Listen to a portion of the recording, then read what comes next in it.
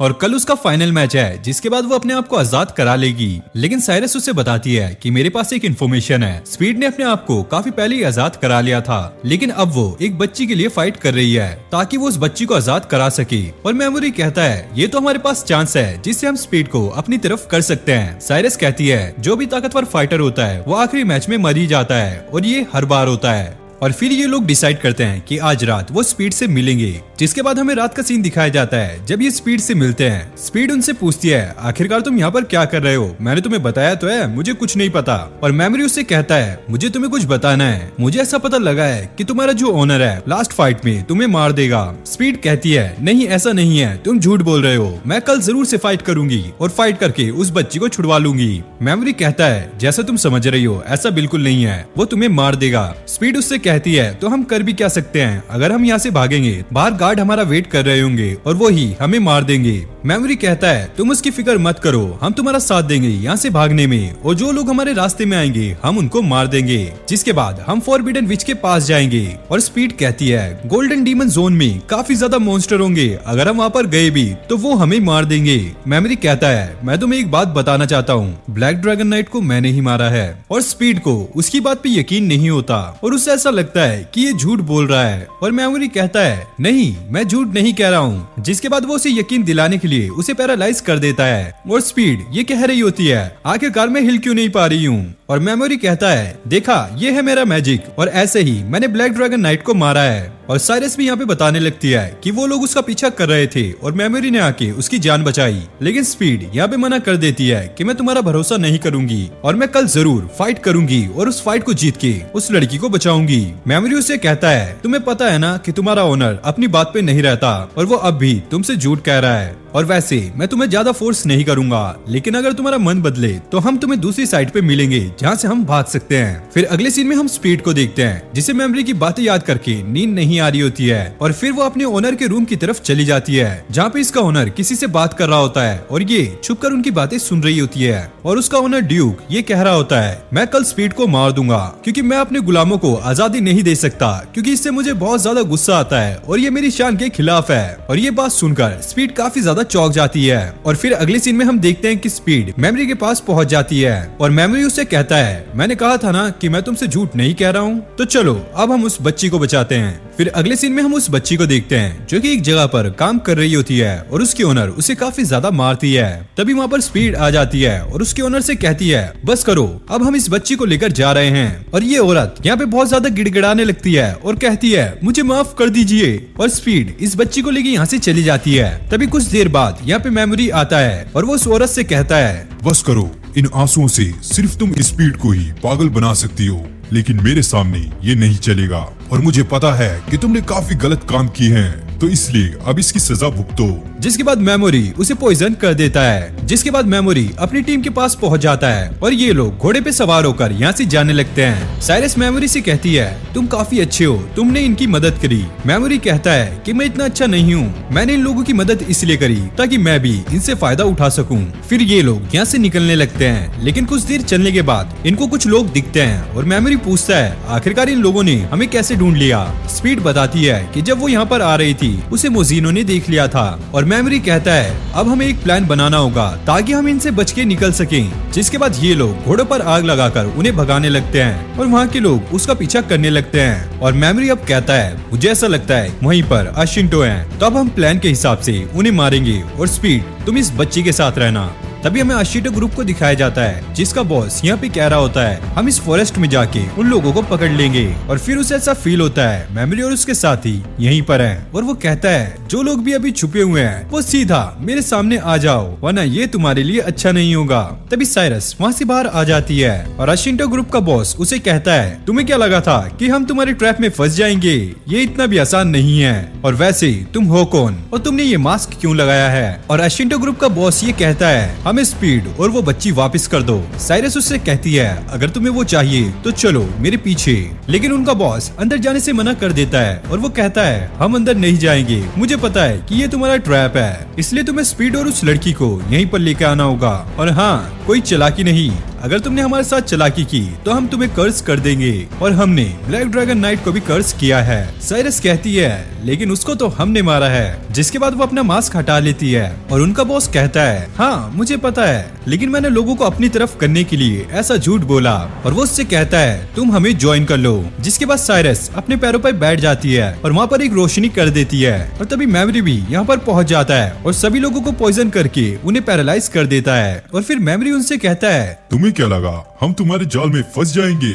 हाँ बिल्कुल नहीं। जिसके बाद वो उन लोगों को खत्म कर देता है। जिसके बाद मेमोरी देखता है ड्यूक के लोग उनकी तरफ बढ़ रहे हैं। तभी स्पीड उसके पास आ जाती है और कहती है हम लोग साथ मिलकर लड़ेंगे। जिसके बाद वो उन लोगों को मारने चले जाते हैं और मेमोरी एक एक करके सभी को पैरालाइज कर रहा होता है। लेकिन मेमोरी ज्यादा लोगों को यहाँ पे पैरालाइज नहीं कर सकता क्योंकि ये लोग काफी ज्यादा होते हैं। जिसके बाद वो अपने मैजिक से सभी लोगों को अंधा करना स्टार्ट कर देता है और स्पीड उन्हें एक एक करके मार रही होती है। और लास्ट में यहाँ पे बस ड्यूक बचता है और वो कहता है मैं दोबारा से आऊंगा और तुम लोगों को खत्म कर दूंगा। लेकिन मेमोरी उसे भी पैरालाइज कर देता है। जिसके बाद स्पीड उसे मार देती है और यहाँ पे उर्जा किंगडम का किंग वो काफी ज्यादा हैरान हो जाता है कि अशिंटो ग्रुप मर गया, अब मैं गॉडेस को क्या जवाब दूंगा। जिसके बाद हम नियंत्रण और सोगू को देखते हैं जहाँ पर नियंत्रण सोगू को ट्रेन कर रही होती है और सोगू उससे पूछती है आखिरकार तुम मुझे ट्रेन क्यों कर रही हो। नियंत्रण कहती है तुम मुझे मेरी छोटी बहन जैसी लगती हो। सोगी कहती है तुम तो काफी अच्छी हो। नियंत्रण उसे कहती है मैं तुम्हें इसलिए ट्रेन कर रही हूँ क्योंकि तुम आगे जाकर काफी अच्छी बन सकती हो।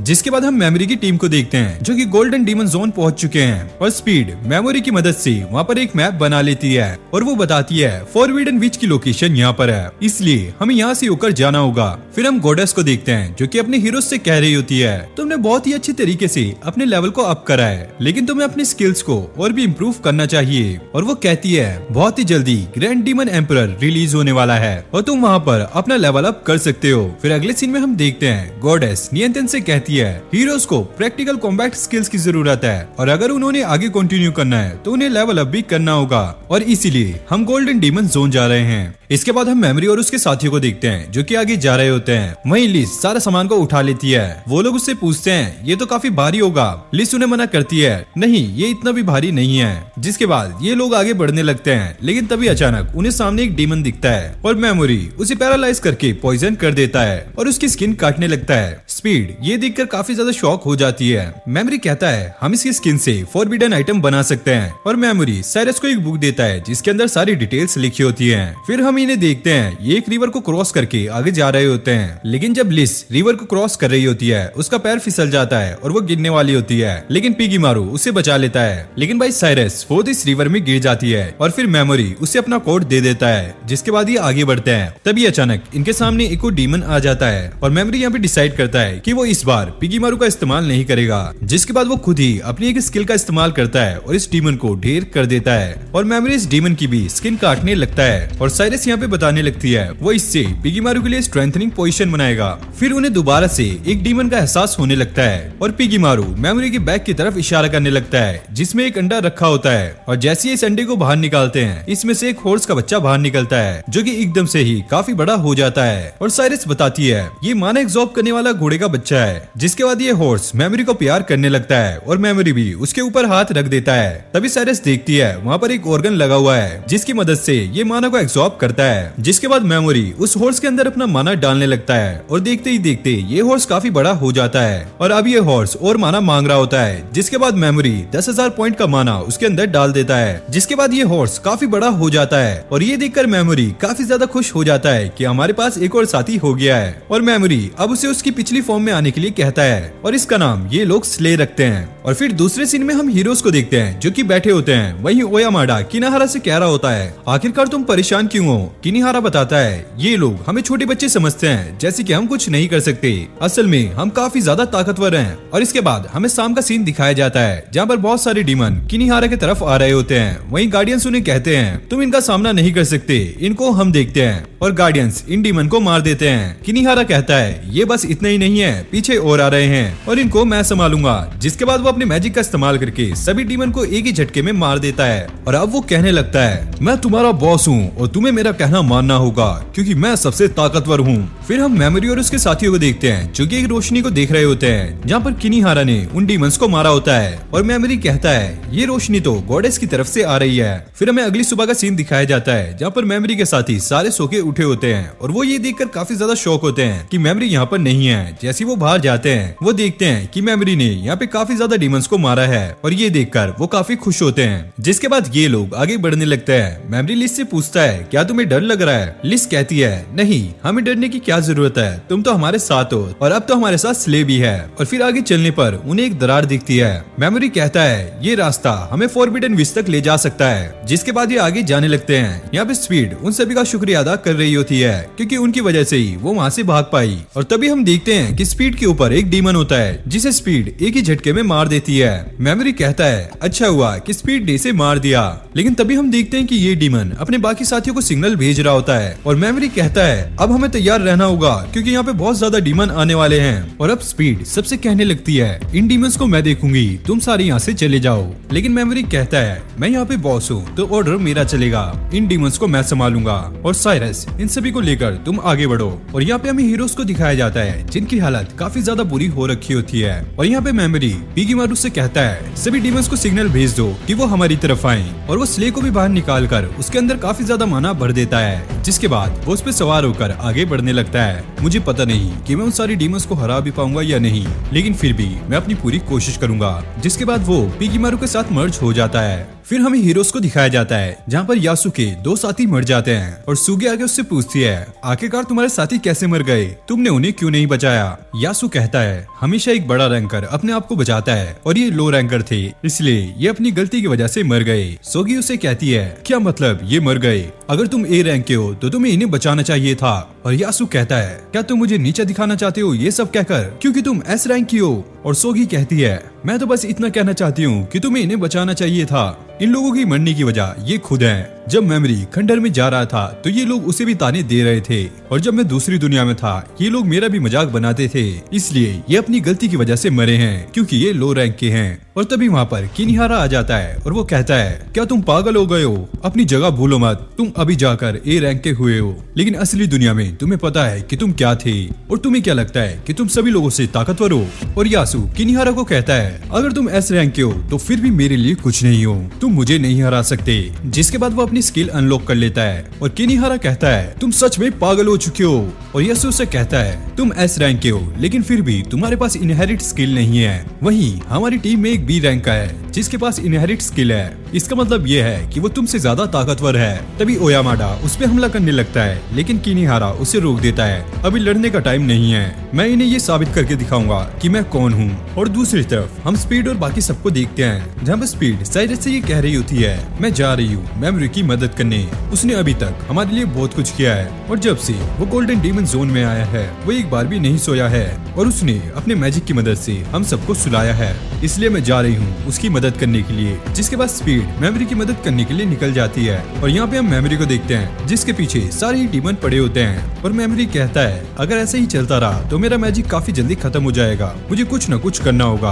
अगर मैं किसी तरह बिग डीमन को मार दूं तो हो सकता है मेरा काम बन जाए। जिसके बाद वो बिग मॉन्स्टर के पास पहुंच जाता है और उसे पैरालाइज करके मार देता है जिस वजह से मेमोरी का मैजिक काफी ज्यादा बढ़ जाता है और वो कहता है मेरे पीछे और भी काफी बड़े मॉन्स्टर आ रहे हैं, अगर वो मेरे रेंज में आए तो मैं उन्हें भी मार दूंगा और इससे मेरा मैजिक और भी ज्यादा पावरफुल हो जाएगा। जिसके बाद वो और भी डीमंस को मारने लगता है और इससे उसे और भी मैजिक मिल रहा होता है। जिसके बाद वो आगे बाकी डीमंस को मारने के लिए जाता है लेकिन तभी वो स्ले से नीचे गिर जाता है और ये देखकर सभी डीमंस उसकी तरफ आने लगते हैं लेकिन वो पिगीमारू की मदद से उन सभी को पैरालाइज और पॉइजन करके मार देता है और अब सारे ही डीमंस मर जाते हैं। और दूसरी तरफ हम किसी मिया को देखते हैं जिसने एक डीमन को मारा होता है और ये काफी ज्यादा डरी हुई होती है। और तभी यहाँ पे स्पीड आ जाती है और वो कहती है मुझे इसकी हेल्प करनी होगी। और तभी वहाँ पे इत्सुकी आ जाती है जो कि स्पीड पे अटैक करना स्टार्ट कर देती है क्योंकि उसे ऐसा लगता है कि ये किसी मिया को मारने के लिए आई है और वो स्पीड को काफी ज्यादा हार्म कर देती है। और यहाँ पे साइरस लिस से कह रही होती है तुम मास्टर की फिक्र मत करो, वो काफी स्ट्रॉन्ग है, वो सारे ही डीमंस को मारकर वापस आ जाएंगे। और इस तरफ स्पीड और इत्सुकी लड़ रहे होते हैं और स्पीड ये देखकर काफी ज्यादा हैरान होती है कि इत्सुकी का हर बार काफी ज्यादा ताकतवर होता जा रहा है और वो स्पीड को मारने ही वाली होती है, लेकिन उसकी बहन आकर उसे रोक लेती है कि ये एक डीमन नहीं है, इसे मत मारो।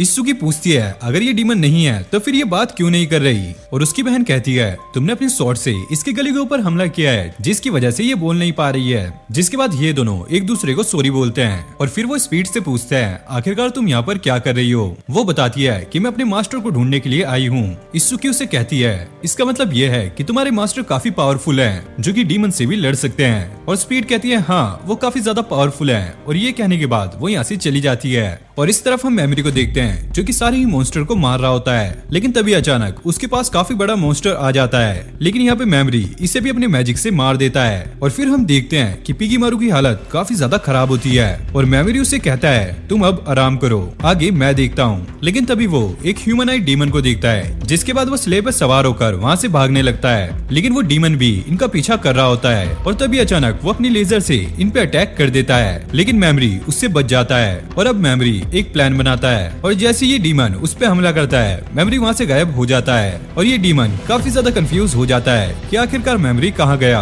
और तभी मेमोरी ऊपर से आता है, उसे पैरालाइज करके पॉइजन कर देता है, जिसकी वजह से ये डीमन यहीं पर मर जाता है। मेमोरी कहता है तुम कितने भी तेज क्यों ना हो, लेकिन मुझसे ज्यादा तेज नहीं हो, और अभी तक जो तुम सोच रहे थे ये सारा मेरा ट्रैप था जिसमें स्ले और पिगीमारू भी मेरा साथ दे रहे थे। और तभी अचानक उस पे एक डीमन अटैक करने वाला होता है, लेकिन स्पीड आकर उसे बचा लेती है। मेमोरी उसे देखकर कहता है आखिरकार तुम यहाँ पर क्या कर रही हो, और वैसे मुझे पता था तुम मेरे पीछे जरूर आओगी। और भाई मेमोरी और उसके साथी काफी ज्यादा थके हुए होते हैं, तो स्पीड उन्हें उठाकर चलने लगती है और वो मेमोरी को बताती है कि रास्ते में उसे हीरोज मिले थे, लेकिन उसने उनको मेमोरी के बारे में कुछ नहीं बताया। जिसके बाद ये वापस अपने साथियों के पास पहुंच जाते हैं और साइरस और लिस इन्हें देखकर काफी ज्यादा खुश होते हैं। और फिर ये सारे लोग एक जगह पर चले जाते हैं आराम करने के लिए, और स्पीड उन सबसे कहती है तुम सब आराम करो और आज मैं गार्ड ड्यूटी करूंगी। और यहाँ पे मेमोरी अपने मैजिक का इस्तेमाल करके साइरस को सुला देता है। फिर हम कासिमा, इत्सु और उसकी सिस्टर को देखते हैं, जहाँ पर उसकी सिस्टर कहने लगती है तुम आसागी के ग्रुप में क्यों हो, सोगी के ग्रुप में क्यों नहीं।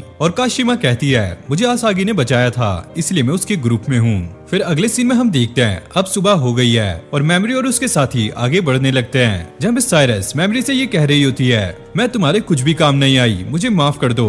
और मेमोरी कहता है इसमें माफी मांगने वाली कोई बात नहीं है, तुमने हमारा काफी साथ दिया।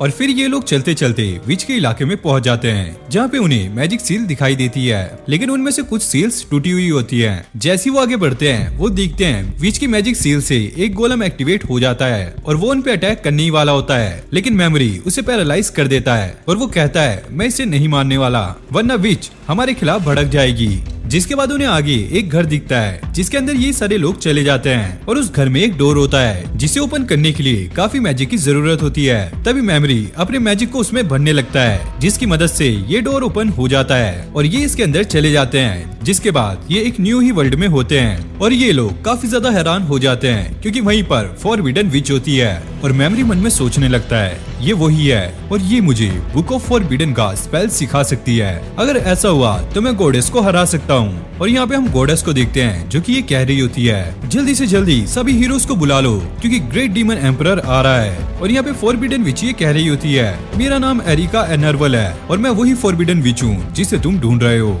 और मेमोरी यहाँ पे कहता है बस तुम इंतजार करो गॉडेस, अब मैं तुमसे वो सारा कुछ छीन लूंगा जो भी तुम्हारे पास है। और इसी के साथ इस एनिमे का सीजन 1 यहीं पर एंड हो जाता है। अगर आपको वीडियो अच्छी लगी तो वीडियो को लाइक करके चैनल को सब्सक्राइब कर लो और ऐसी अमेजिंग वीडियोस के लिए आप हमारे चैनल को चेकआउट कर सकते हो। मैं मिलता हूं आपसे नेक्स्ट वीडियो में, तब तक के लिए okay, take care, bye bye.